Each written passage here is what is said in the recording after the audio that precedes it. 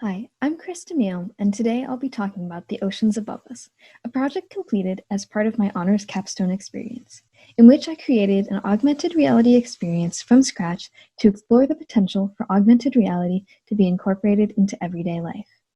So, what is augmented reality? Simply, it's any technology that superimposes graphical information over a real world environment. This is usually done through the use of a mobile device screen, such as with IKEA Place, an app that lets users virtually test out furniture, or Pokemon Go, which has features that show Pokemon overlaid on the ground. However, there are also cases like AccuVein devices, which use infrared sensors to scan a patient's body and determine the location of veins, and then project a light map of that information directly onto the skin. No screen necessary. These examples are revolutionary and immensely popular, but they have one thing in common. They were developed by teams of experts in augmented reality, design, programming, but I don't feel that augmented reality can reach its full potential until it is accessible in the hands of everyday people. Especially now, in the midst of a pandemic, when social distancing and stay at home policies mean people must miss out on experiences and interaction, there are abundant possibilities of how augmented reality in everyday use could be the solution to problems across every field. For example, a biology teacher shifting their curricula onto an online format may be able to craft a virtual dissection, such as this one of a frog with different layers that can be hidden or revealed to show different body systems. A business owner could show off their tattoo designs to customers who are social distancing by making a simple app like this one. Even a leader at a synagogue or church could share an augmented reality menorah or advent wreath for individuals who are hospital bound during the holidays. Augmented reality in everyday life means individuals who aren't experts in the field of augmented reality, because they're experts in another field, can see the needs of their field from the inside and then address their own needs with their own small scale augmented reality solutions. In this project, I examined how that could come into fruition. While there are several platforms for individuals to create augmented reality experiences, from Apple's Reality Composer and AR Kit to Google's AR Core or the independent Vuforia, most people have never used these applications and view them as the realm of experts. In my research, I focused in on Adobe's Project Aero, a newcomer promising to change all of that. Launched in November of 2019, Aero exists as an app on mobile devices in which users can arrange the pieces of their scene, add interactivity, like triggering animations, and share their scene with others.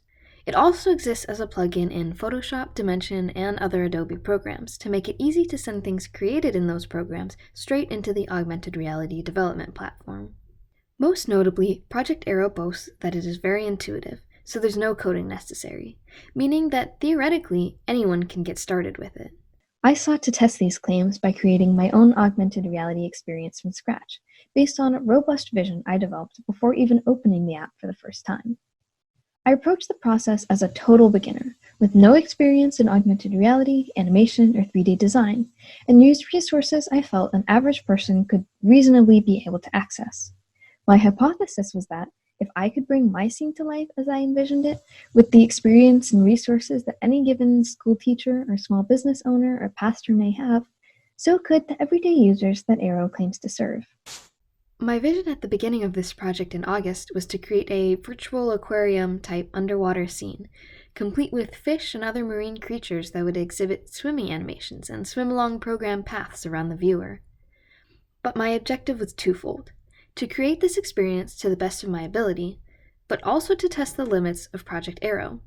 Is it as fluid and intuitive as it promises, or is it still too advanced for inexperienced users? So I set out with a simple initial plan. First, I consulted with a graduate of Ogden College and marine biology specialist, Sydney Kitchens, to figure out what we actually needed to populate a virtual tropical reef and develop a list of 3D models that I should purchase. I would then use Cinema 4D, a modeling and animation software, to create realistic swimming animations for the models of fish. In order to do so, I had to learn how to actually rig and animate models. I experimented with a number of different animations, which we see on the screen now. In the third step, I plan to move into Project Aero. With a few clicks, I was supposed to be able to set these animated models to display their animations, and then to move along paths created by simply dragging my finger across the screen. I had also purchased a number of coral models, so I intended to arrange these still models to form structures and maybe apply some subtle movements, like tilting back and forth in the current, with Aero's Animate feature. I would then export the completed scene as an app or embed it in a website, accessible by scanning a QR code. Lastly, I plan to set up the physical exhibit in the FAC building, including craft components such as crocheted seaweed hanging from the ceiling and papier-mâché rocks for the augmented reality portions to interact with. I would post QR codes along the walls, and when people would scan the codes with their mobile devices, it would open up the scene within that room, and users could walk around and explore the scene through their device screen. However, there were a number of obstacles that required me to rethink my process, from bugs in the software to some fixes being too difficult for me to believe an average user would find them worth pursuing. First, after learning how to use Cinema 4D and animating a number of fish, I discovered that Project Aero supports a limited range of file formats for animated models. Basically, when I would place my animated fish models in my Project Aero scene, they would load as static objects. I was able to find a workaround of sorts for this by animating the models with Mixamo, a rigging and animation service owned by Adobe that is actually quite easy to use and great for beginners. Because it is owned by Adobe, it's also able to export straight into Project Aero, so no worrying about file formats transferring over. However, Mixamo is meant for human models, so it either rejected or distorted my fish models, crumpling them, folding or stretching their fins at sharp, unnatural angles, standing them up on their tails like people, and so on. So I was able to animate my fish, which I felt was necessary to make them look realistic and alive, but the distortions ended up making them look unrealistic and unalive anyway. Another significant obstacle I found that would affect any inexperienced user, regardless of their scene, was the limited options for sharing the experience. In order to actually turn a scene in Aero into an app or embed it in a website, one must have a very extensive knowledge of coding, such as using Xcode. Even as a designer with experience in HTML, CSS, JavaScript, and more, I didn't have anywhere near the coding knowledge necessary to do this. Then, the only option for inexperienced users would be to share the experience within the app. However, the free Project Aero app can only be downloaded on Apple iOS devices of the iPhone 7 generation or later, with a significant amount of storage. This alone alienates a lot of smartphone users. Even then, I noticed a lot of bugs when trying to share the scene within the app.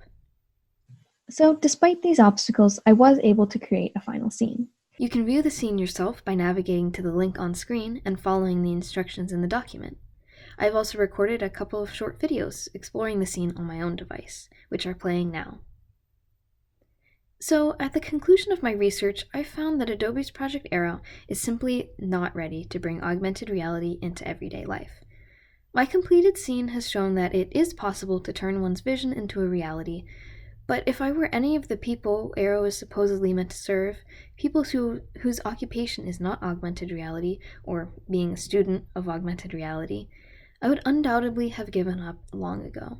Even though I completed the experience mostly to my vision, some things were just not possible, like including a full-size turtle model I purchased, or using the much more realistic animations I spent a lot of time creating in the Cinema 4D program. Additionally, to get the scene working, I had to attempt many workarounds that I feel the average user would consider too advanced to be worth pursuing. It's also worth noting that it took me 2 semesters of consistent work to complete this, including the time I spent working on components I wasn't able to use, such as my Cinema 4D animations, as well as the hours I spent learning and digging for answers on forums and tutorials. I would say I spent around 30 hours working on just this small scene. So, while Project Aero does have great potential to put augmented reality development in the hands of non-experts once it's polished up a little bit, I feel that Adobe needs to address several major issues. Once these issues are addressed, though, I believe this technology may change the world as we know it. Thank you.